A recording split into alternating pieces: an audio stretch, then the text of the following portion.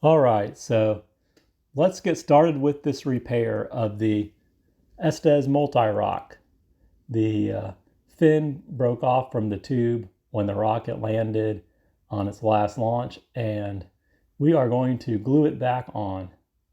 So step one is to remove all of the old glue that remains on the fin and the tube before gluing it back on.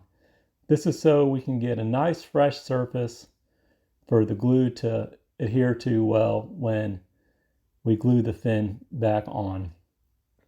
Unfortunately, this process is pretty long and tedious. It turns out that wood glue doesn't just sand off very well, especially when it's stuck to the fin so well. It's almost as if I did a pretty good job gluing the fin on, but maybe not good enough. But we're patient here and watch me do all this sanding.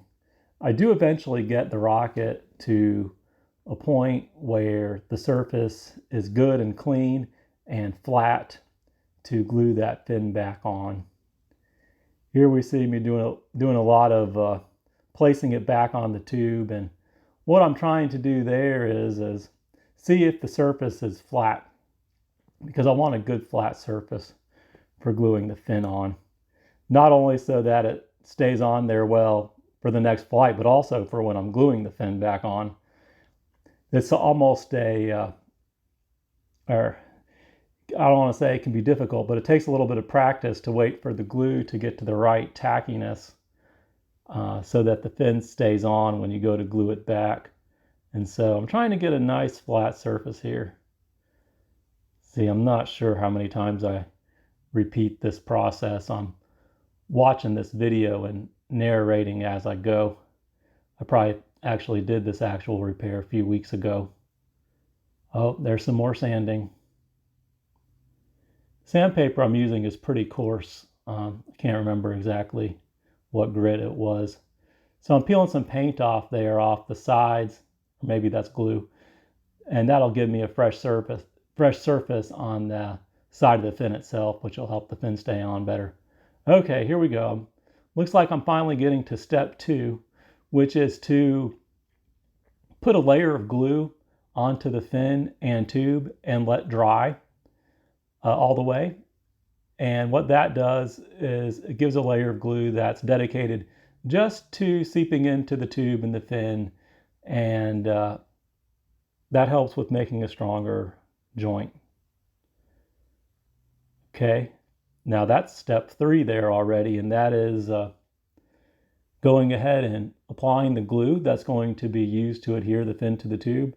So I've put it on with my finger, and now I'm letting that get to that tacky state such that when I put that fin on there, it will stay without having to hold it or tape it or put it in some sort of fixture.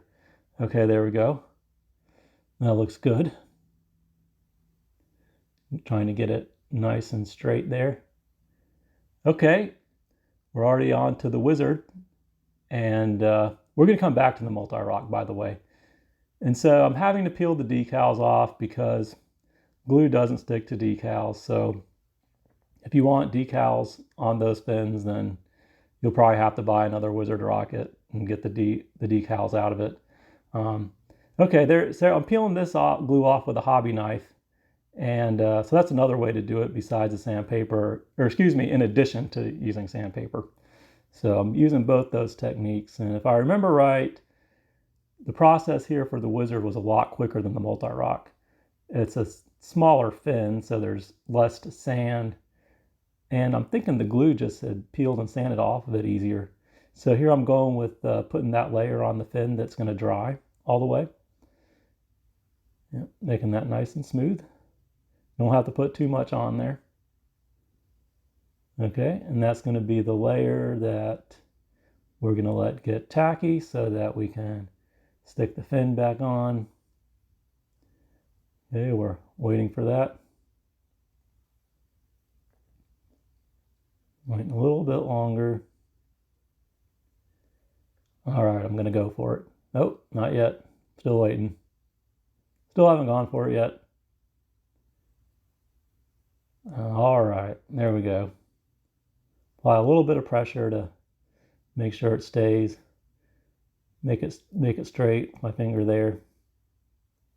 Look at it. Make sure it looks like it's straight. Yeah, I think it's looking good.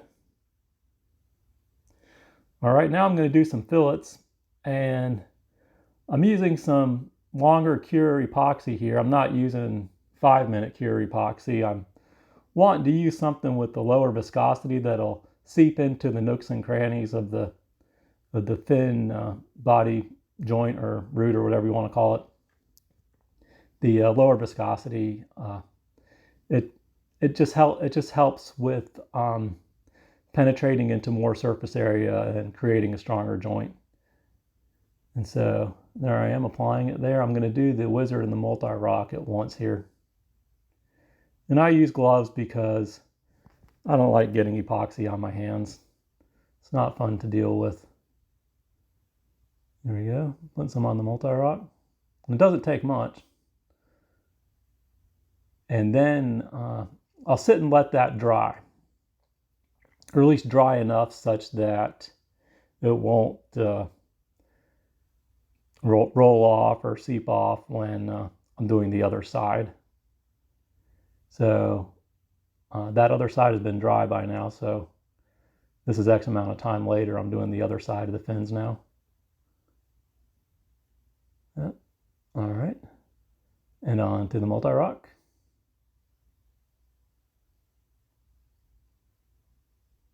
Using a popsicle stick. The little black stick that I used on the first round must have already had some epoxy that had dried onto it. See, maybe I ran out here. I'm going to do another little bit.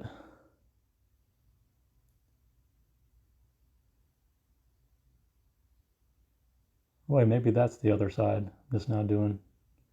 I wasn't paying attention. All right.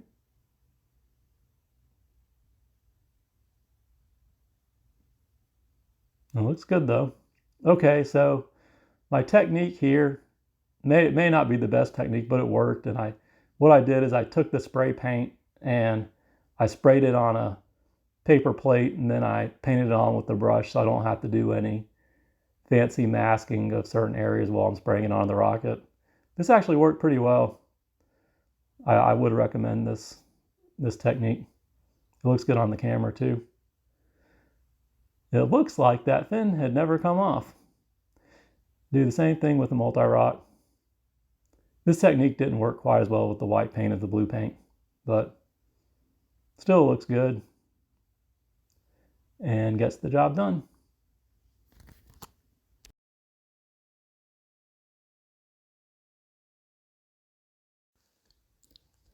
So the first thing I'm going to talk about is the force on the fin when the rocket lands. And I have 3 contributors here that I'll go over now. The first is the descent rate, or the downward velocity, and this is really obvious, but I'm stating it anyways, and that is the faster the rocket is traveling downward when it hits the ground, the greater the force will be on the fin. So that's pretty clear. The second contributor is also very clear, and that is how hard is the ground that the rocket lands on.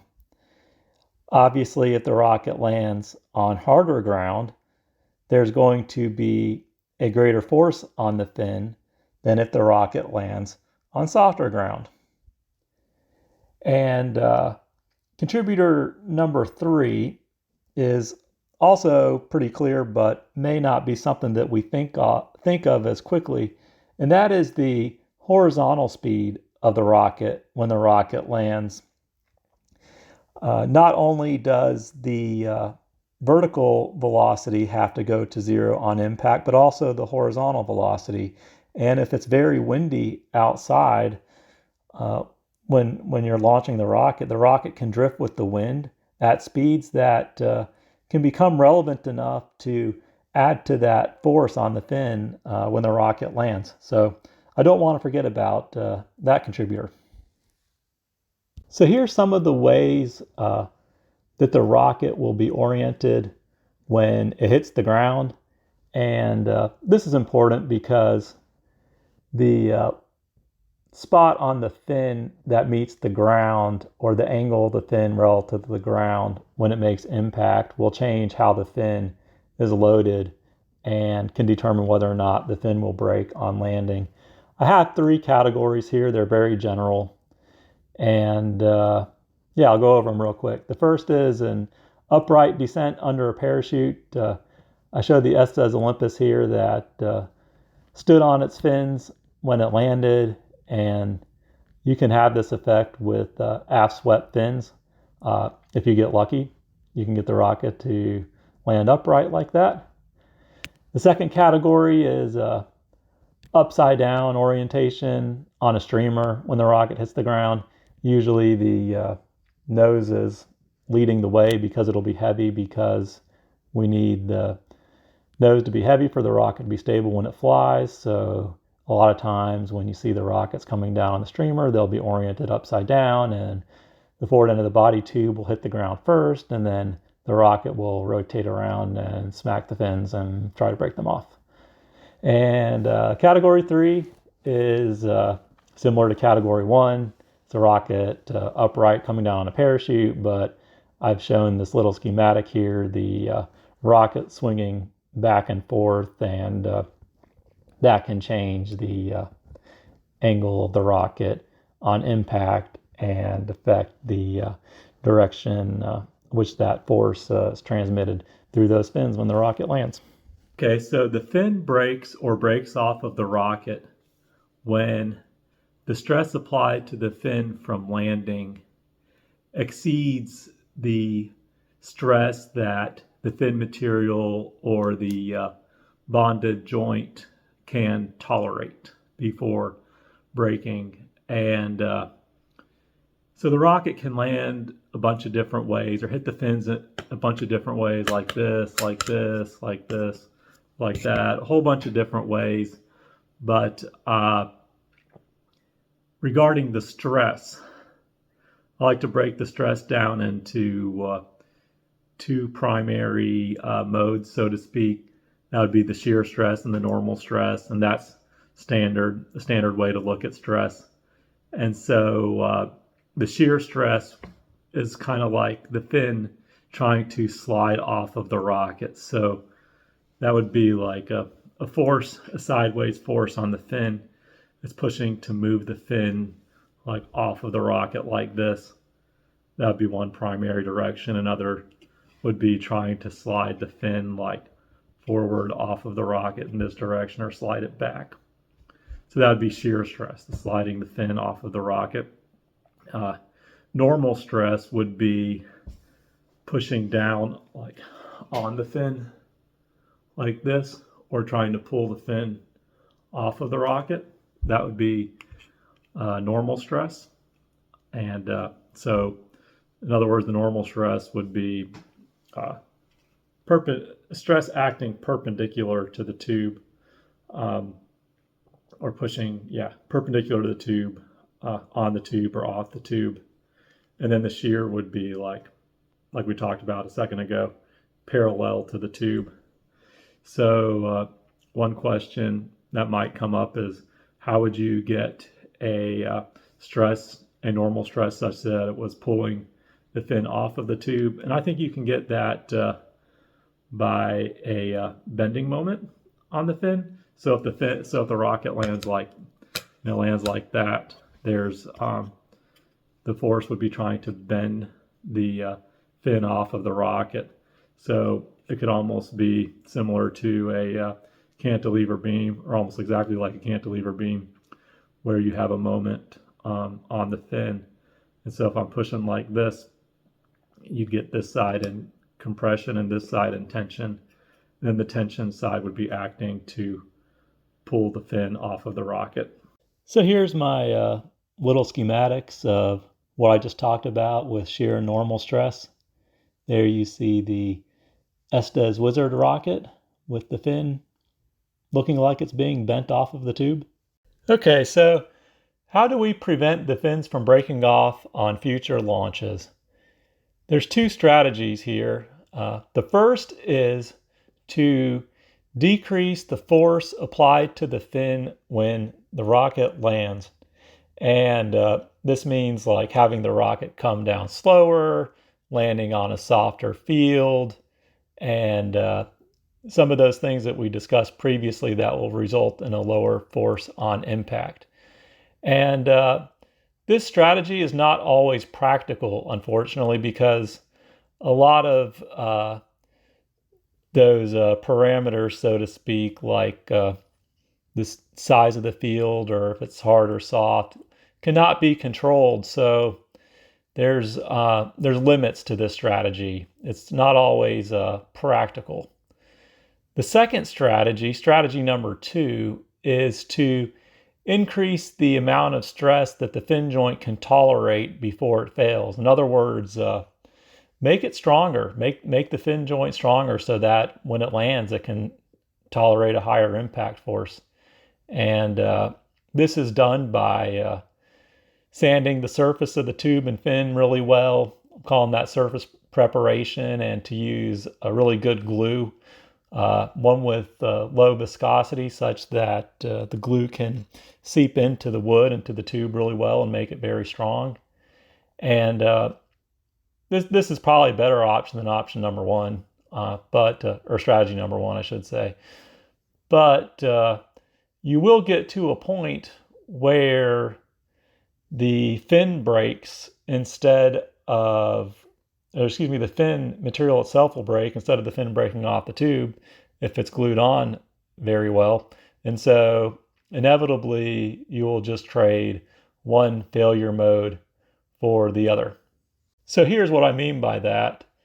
If you start by looking at the multi-roc, the picture on the right side, you can see that the glue joint failed. And I wrote here that the fin was stronger than the glue joint. That means that I did a bad job with gluing the fin on. I didn't make it strong enough. But on the picture on the left, that's the Estes Supernova, we can see that the glue joint actually survived. At least it looks like it did in the picture here. And the fin material, or the wood, is the part that broke. And so despite me doing a good job gluing the fin on there, it was only of so much value because the fin itself broke. All right, that's all for this video. If you have any comments or questions on repairing rocket fins, make sure you leave those down below, so that way everyone can read and learn on the best ways to repair rocket fins. Also, make sure you like this video and subscribe to the channel, and we'll see you next time. Thanks.